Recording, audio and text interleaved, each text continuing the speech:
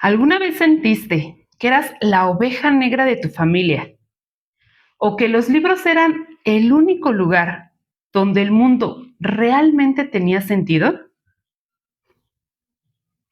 ¡Qué alegría saludarlos hoy! Estamos en el mes de abril, el mes de las infancias aquí en México. Celebramos el Día del Niño y de la Niña el 30 de abril. Así que por lo que resta del mes, vamos a analizar películas que hablan de infancias. Películas que si las ven de adultos, ya no las pueden ver igual. Porque de chicos las vimos desde adentro y de grandes las entendemos desde afuera. Y para arrancar esta entrega especial, elegí una que creo que la mayoría de ustedes lleva guardada en algún rincón del corazón. Una que probablemente vieron en VHS o en la tele una tarde de domingo. O quizás se la pusieron sus papás sin saber muy bien de qué trataba. Y que si la vuelven a ver hoy, les va a mover de maneras que no esperaban. Hoy vamos a platicar de Matilda. Sí, la de 1996, dirigida por el gran Danny DeVito, basada en el libro de Roald Dahl, protagonizada por Mara Wilson.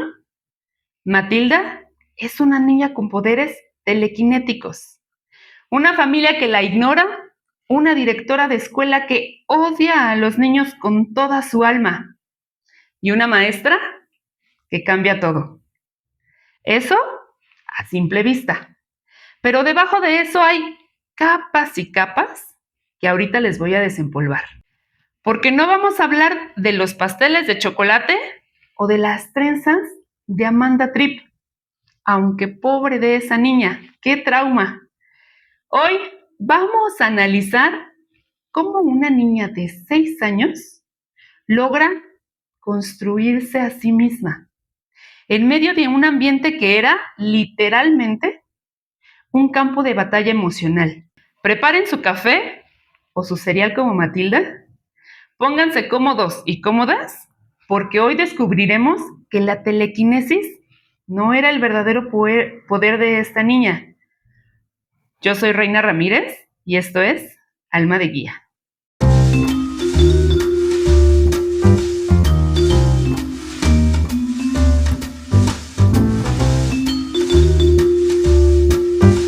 Para entender Matilda, de verdad, hay que entender a quien la escribió, porque Roald Dahl no era simplemente un señor que se le ocurrían historias divertidas para niños. Era alguien que traía una herida muy específica de su infancia y la convirtió en literatura. Dahl nació en 1916 en Gales, hijo de padres noruegos. Antes de que cumpliera 4 años, perdió a su hermana mayor y a su padre en el lapso de unas semanas. Eso ya es un inicio cruel. Y luego vino la escuela. Desde los 9 años estuvo en internados en Inglaterra y lo que encontró ahí fueron adultos autoritarios, castigos físicos, directores que pegaban con bastón. Él mismo escribió sobre eso en su autobiografía y así llegamos al detalle que hay que saber. La Trunchbull o Tronchatoro no es un personaje de fantasía pura. Es la destilación de todos los adultos abusivos que Dahl conoció. La matrona de su internado, los directores que lo castigaban, los profesores que lo humillaban, los tomó a todos, los metió en una licuadora y sacó a esa mujer gigante que lanza a niños por la ventana. Y aquí viene algo que a mí me pareció fascinante. El borrador original de Matilda era una historia completamente diferente. En la versión inicial, Matilda era una niña malvada e irracional que usaba sus poderes para ayudar a una maestra corrupta a ganar apuestas en carreras de caballos. O sea, era una niña villana. Fue su editor americano, Stephen Roxburgh, quien lo convenció de invertirlo todo. Hacer a Matilda inocente, amorosa, lectora compulsiva y hacer que sus poderes surgieran precisamente como respuesta al abuso que recibía. Esa decisión editorial lo cambió todo. Robin Swartcourt, guionista de la película, dijo: él es el único escritor que está sintonizado con la vida psicológica de un niño mejor que cualquier otro. Trae sus miedos a la superficie, ya sea sobre el primer día de escuela o sobre salvar a tus abuelos de la muerte. Y Danny DeVito, que no solo dirigió la película, sino que también la protagonizó y la narró, dijo algo que me parece perfectamente exacto. Dahl lleva a un niño hasta la rama más delgada y peligrosa de un árbol, y en el último segundo pone una escalera debajo para que pueda bajar sano y salvo. Eso es la fórmula Dahl. Terror manejado. Oscuridad, pero con salida.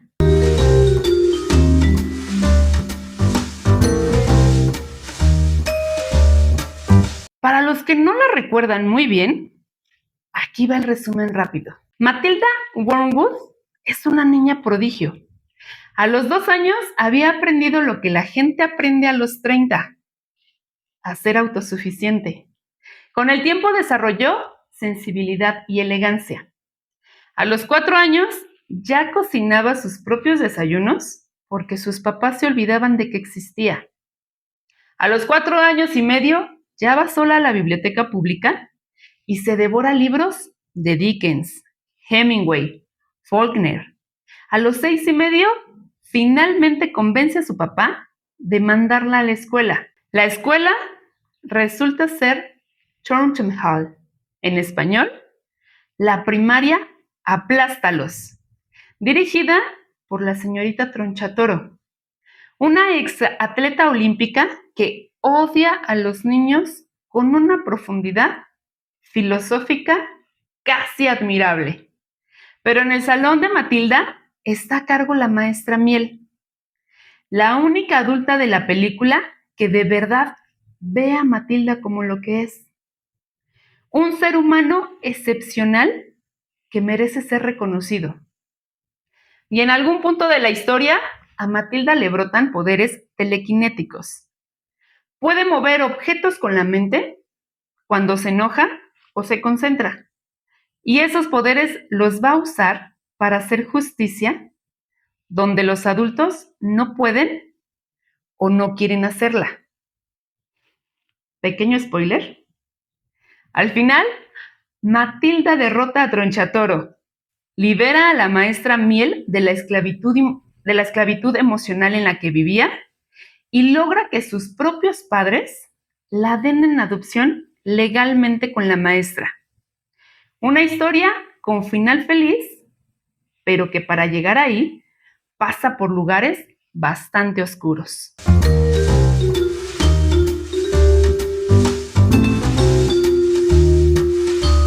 Matilda vive en un hogar con negligencia emocional severa. Sus papás no solo no la cuidan, ni siquiera saben cuántos años tiene y ni recuerdan bien su nombre. Para ellos, Matilda es un estorbo, porque no encaja en su mundo de estafas y televisión. Aquí vemos lo que platicamos en el episodio pasado sobre el niño parentalizado, pero con un giro. Matilda no cuida a sus papás. Ella se cuida a sí misma desde los 4 años. Eso se llama resiliencia primaria. Ella decide que si su entorno no le da amor, ella lo buscará en la biblioteca pública.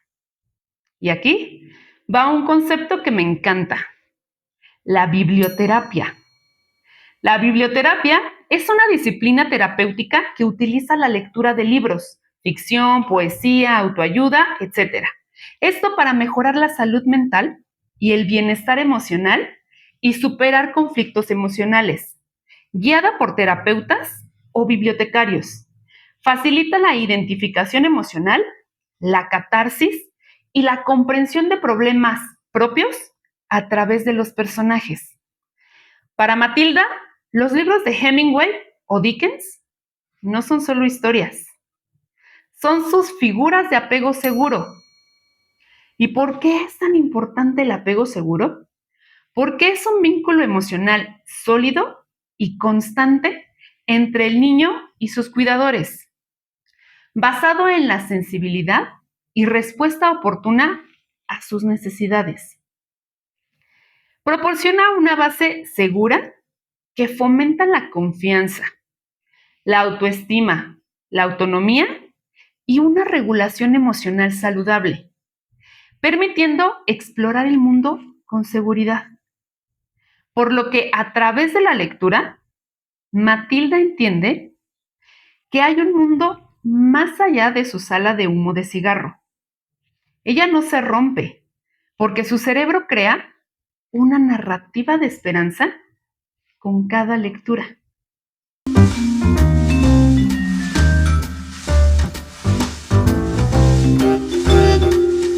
Filosóficamente, Matilda es una pequeña nietzscheana. ¿Por qué lo digo? Porque ella aplica la voluntad de poder, pero para la justicia.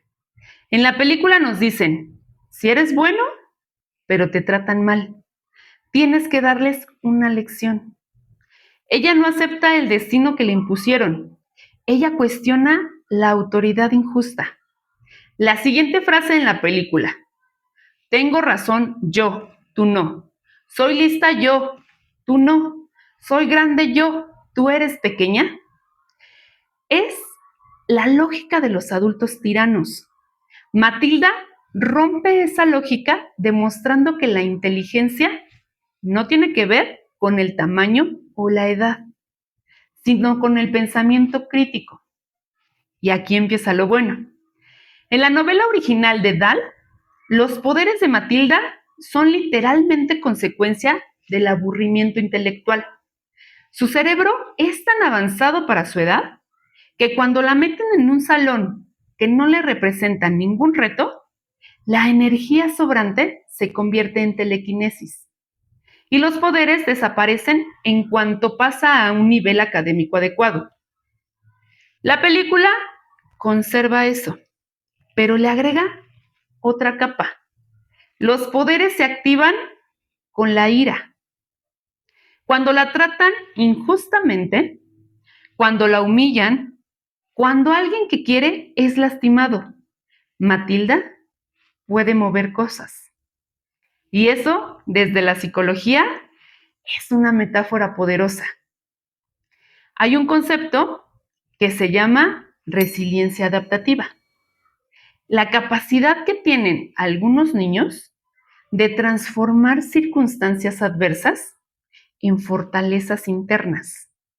No todos los niños que viven situaciones difíciles desarrollan esto. Depende de muchos factores: temperamento, acceso a un adulto de referencia positivo y capacidad cognitiva, entre otros. Matilda tiene todo eso y sus poderes son la representación visual de esa resiliencia.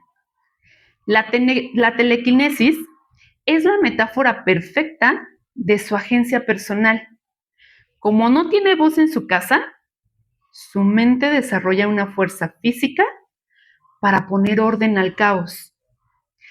Es su forma de decir, yo también tengo poder sobre mi realidad. En lugar de colapsar, en lugar de internalizar el daño y convertirlo en depresión o en rabia hacia sí misma, Matilda lo convierte en poder hacia afuera, no agresividad destructiva, un poder dirigido, justicia poética. Eso es exactamente lo que hacen los niños resilientes en la vida real, aunque sin telequinesis. desarrollan habilidades intelectuales, sociales, artísticas, que son su manera de decir al mundo, sigo aquí, soy más de lo que me hicieron.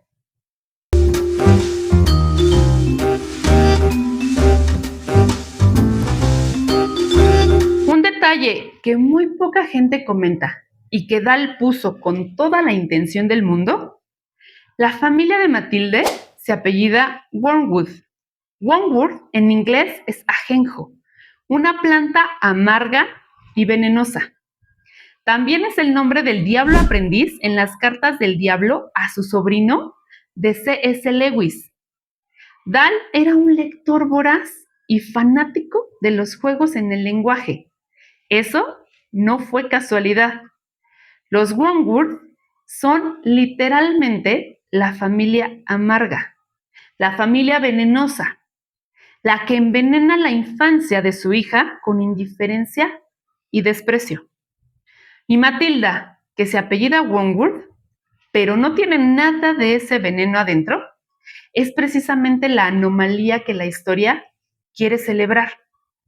Los papás de Matilda creo que son uno de los aspectos más perturbadores de la película, precisamente porque no son monstruos convencionales. No golpean, no gritan todo el tiempo, son algo peor.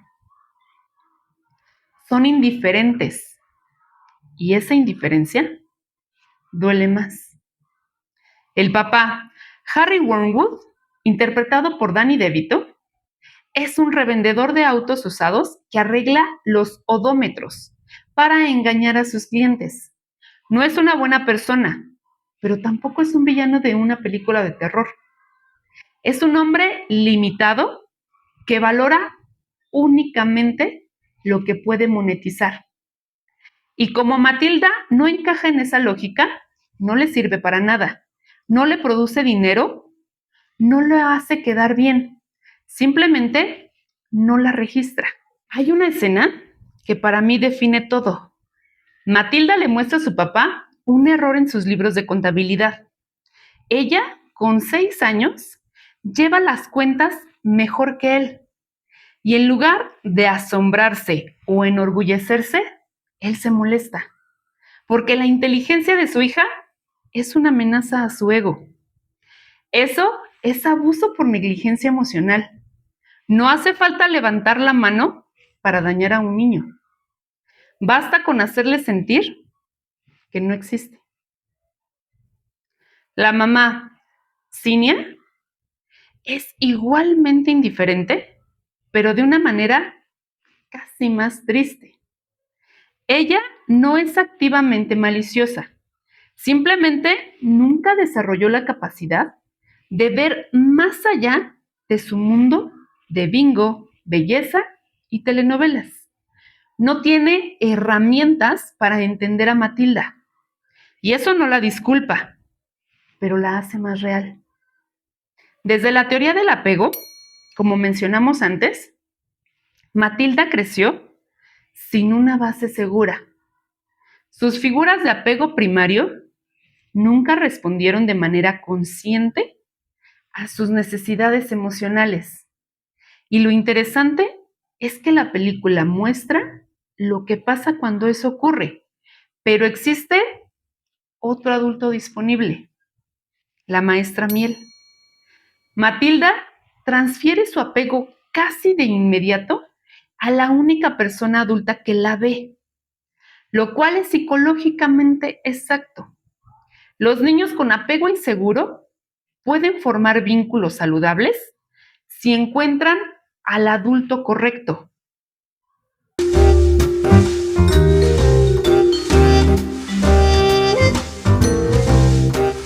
Ahora, hablemos de Tronchatoro. Y aquí quiero ser muy cuidadosa porque no quiero hacer una disculpa de su comportamiento. Lo que quiero es entenderlo, que no es lo mismo. La película nos revela que Tronchatoro abusó de la maestra Miel desde pequeña. Probablemente mató a su padre, le robó la casa y su dinero. O sea que también fue una depredadora fuera de la escuela. Pero hay un detalle muy oscuro que Dahl pone en la novela y que la película insinúa. Tronchatoro dice en un momento que ella nunca fue una niña por mucho tiempo, que se convirtió en adulta muy rápido. Eso es una confesión. Los estudios sobre adultos abusivos con niños muestran con consistencia alta que muchos de ellos fueron a su vez maltratados en la infancia. No es una regla universal. La mayoría de personas que sufrieron abuso no se convierten en abusadores, pero la historia personal de trauma no procesado es uno de los factores de riesgo más documentados. Tronchatoro es el extremo caricaturesco y necesariamente exagerado de algo muy real. El adulto que no tiene nadie que le diga que está equivocado, que el mundo le da poder institucional para ejercer sus demonios internos y que además logra que nadie le crea cuando los niños hablan. Porque hay una línea brillante en la película. Los papás nunca les creen a sus hijos cuando describen los castigos de Tronchatoro, porque piensan que ningún adulto podría hacer algo tan atroz. Eso es exactamente cómo funciona el abuso en contextos institucionales en la vida real. Y por otro lado, tenemos a la maestra Miel. Ella es el adulto significativo. En psicología del desarrollo, se sabe que un niño puede sobrevivir a un hogar disfuncional si tiene al menos un adulto que lo valide, que lo mire a los ojos y que le diga, tú importas. Si hay un personaje en toda la película que me parece uno de los importantes, desde una perspectiva psicológica y social, es la maestra Miel. ¿Por qué? Porque la maestra Miel representa algo que la mayoría de los niños que están en situaciones difíciles necesitan desesperadamente. Necesitan un adulto que los vea, que no los sobreprotege, que no los rescata de manera condescendiente, sino que simplemente los reconoce como lo que son. Cuando la maestra Miel conoce a Matilda en el primer día de clases, hay una escena donde le hace una pregunta de matemáticas muy avanzada, casi como un chiste, y Matilda le responde sin pestañear. Y la cara de la maestra Miel en ese momento no es de susto, no es de desconfianza, no es de celos, es de puro gusto. Eso es lo que cambia la vida de un niño, que un adulto te mire con gusto, con cariño, en lugar de con amenaza.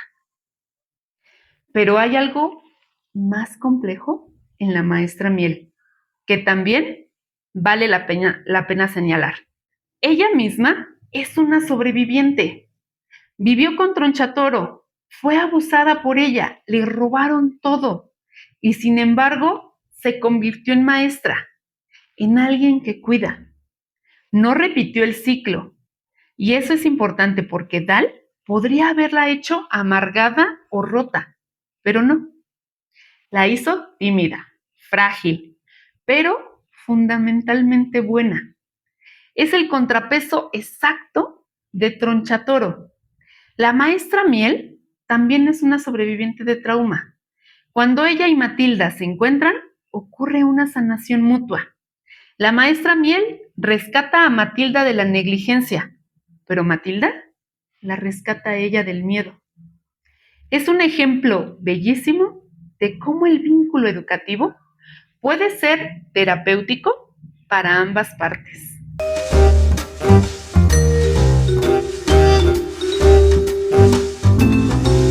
Si comparamos a Matilda con otros personajes, hay varias conexiones. Podemos compararla con Carrie de Stephen King. Ambas tienen poderes mentales y padres horribles. Pero mientras Carrie usa su poder desde el trauma no sanado y termina en tragedia, Matilda lo usa desde la resiliencia y la justicia. Matilda es la versión luminosa. También es una conexión muy clara con Harry Potter. Los dos son el elegido, viviendo en una alacena o en un cuarto olvidado, con parientes que los odian por ser diferentes. Ambos encuentran en la escuela y en los amigos su verdadera familia. Nos encanta ver estas historias porque nos recuerdan que nuestro origen no define nuestro destino. La estructura de ambas es casi idéntica.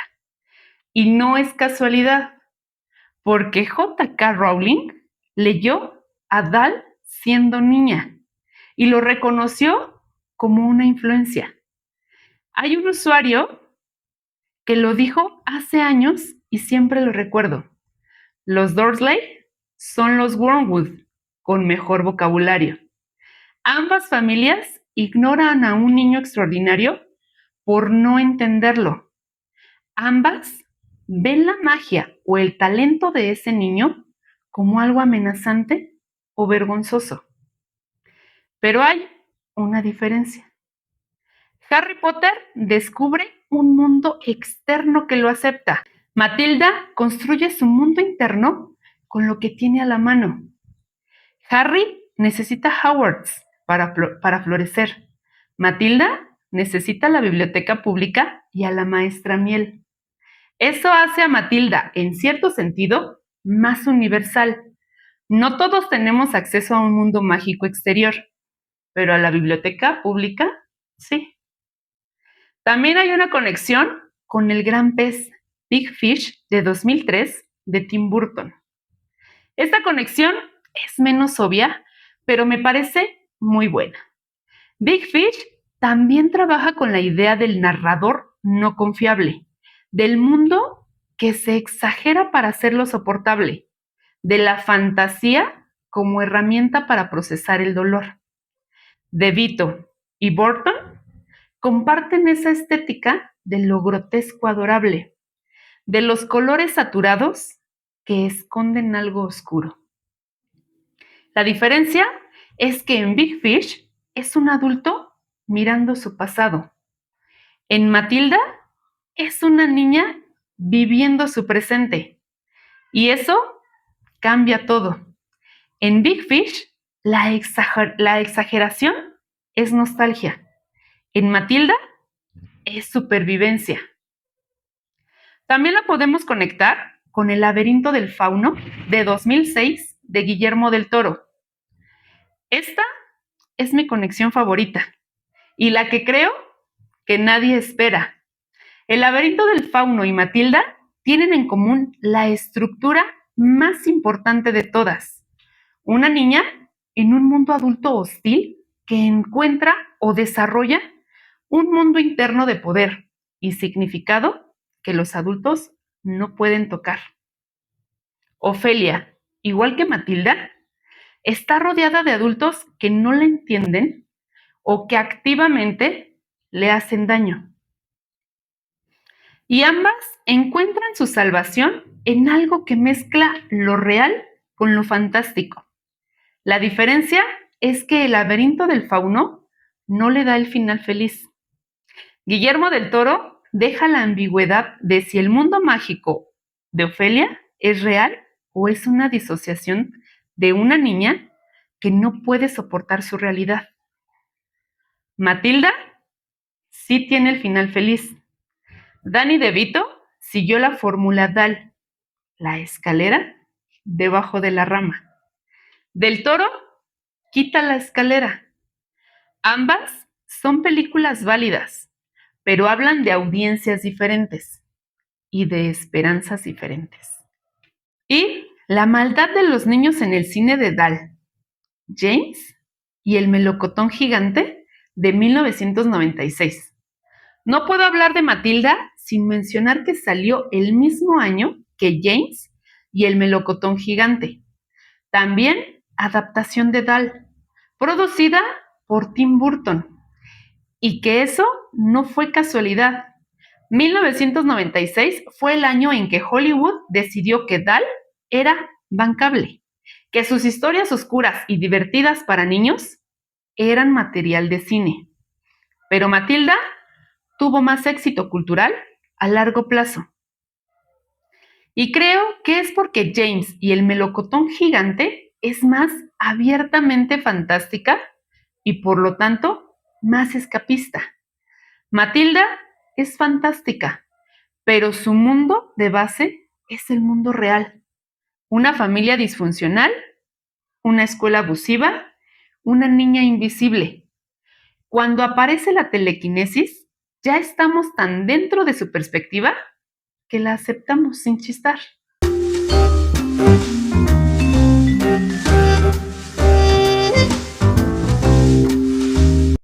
Ok, aquí van los datos detrás de cámaras que me parecen necesarios para este episodio.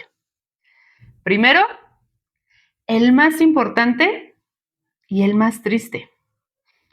Mara Wilson, la actriz que interpretó a Matilda, perdió a su mamá durante la filmación. Su mamá fue diagnosticada con cáncer de mama en marzo de 1995, cuando ya estaban rodando, y murió el 27 de abril de 1996, 4 meses antes del estreno. Danny DeVito le mostró el corte final de la película antes de que muriera para que pudiera ver la actuación de su hija. Y la película fue dedicada a su memoria. Cuando ven a Matilda buscando una familia que la quiera y finalmente encontrarla con la maestra Miel, saben que la niña que interpretaba estaba viviendo algo muy parecido en la vida real. Segundo, Pam Ferris, que interpretó a Tronchatoro, se quedaba en personaje cuando el director gritaba ¡corte! Lo hacía a propósito para que los niños actores tuvieran miedo genuino cuando la cámara volviera a encenderse. Y funcionó. Las reacciones de los niños en las escenas con Tronchatoro son completamente reales. Tercero, el retrato que aparece como el padre fallecido de la maestra Miel, Magnus, es en realidad una pintura de Roald Dahl. Danny DeVito lo puso ahí como homenaje. Es el autor mirando a su creación desde el cuadro de la pared. Cuarto dato, Danny DeVito usó lentes de ángulo muy amplio durante toda la película en el estilo de Terry Gilliam, para hacer a los adultos más grandes y amenazantes de lo normal, y a los espacios más claustrofóbicos. Eso no es accidente, es comunicarle visualmente al espectador la experiencia de un niño en un mundo de adultos. Todo es más grande que tú. Todo te puede aplastar.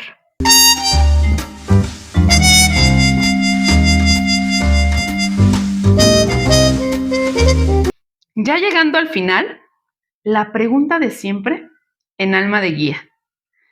¿Por qué importa este análisis más allá de la película? Importa porque Matilda no es solo una historia de una niña con poderes. Es una pregunta muy incómoda dirigida a los adultos. ¿Qué tipo de adulto eres tú en la vida de los niños que te rodean? ¿Eres el papá Wormwood, que no ve lo que no le sirve? ¿Eres Tronchatoro, que convierte el poder institucional en herramienta de daño? ¿Eres el papá que no le cree a su hijo cuando dice que algo está mal en la escuela? ¿O eres la maestra Miel, que ve a un niño y lo mira con cariño, en lugar de con amenaza? No es una pregunta retórica, es literal, porque los adultos de esta película existen en la vida real y cada uno de ellos está tomando una decisión todos los días sobre qué tan visible hace a los niños que tiene cerca. Y luego está Matilda misma, que nos dice algo que a los adultos nos cuesta mucho aceptar, que los niños ven la injusticia con una claridad que los adultos hemos perdido, que no se han acostumbrado todavía, que todavía les parece indignante lo que a nosotros nos parece normal. Eso no es ingenuidad. Eso es un sensor moral que funciona perfectamente y que con el tiempo le enseñamos a apagar. Hay una frase en el musical de Matilda que no es la película del 96, pero viene del mismo libro, que captura todo esto mejor. Sometimes you have to be a little bit naughty. A veces tienes que ser tantito travieso, porque si te sientas y dejas que los que tienen poder encima de ti hagan lo que quieran, estás diciendo que está bien y no está bien. Y nadie más va a cambiar tu historia. Nadie más que tú. Eso, para hacer una película pensada para niños de 7 años, es filosofía de alto nivel, como el pensamiento de Jean-Jacques Rousseau, que argumentaba en el siglo XVIII que la infancia no es solo una etapa de incompletitud, sino que tiene su propio valor intrínseco. Los niños no son adultos defectuosos, son seres con una forma de entender el mundo que los adultos han perdido. Matilda literalmente puede ver cosas que los adultos no pueden, tanto con sus poderes como con su inteligencia.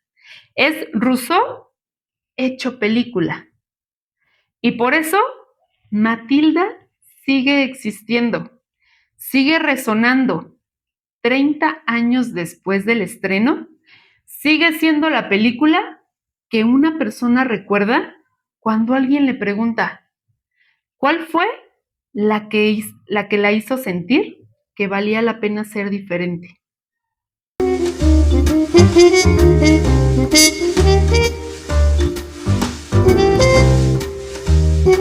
Esto fue el episodio número 32 de Alma de Guía.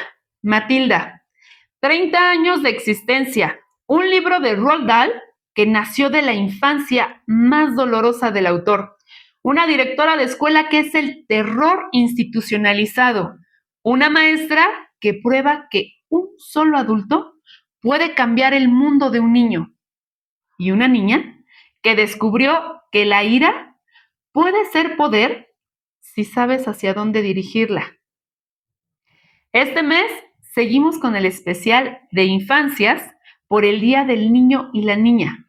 La próxima semana les traigo otra película que habla de crecer, de lo que los adultos nos hacen cuando nos toca ser niños y de lo que cargamos de eso para siempre.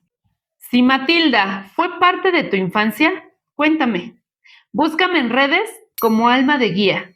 Y si conocen a alguien que también la lleva guardada en el corazón, compártanle este episodio. Cuídense mucho. Y si alguien les dice que leer es una pérdida de tiempo, bueno, ya saben qué haría Matilda. Yo soy Reina Ramírez. Festejemos a los niños y a las niñas todos los días. Y principalmente, festejemos a los que no dejamos de serlo. Nos escuchamos pronto.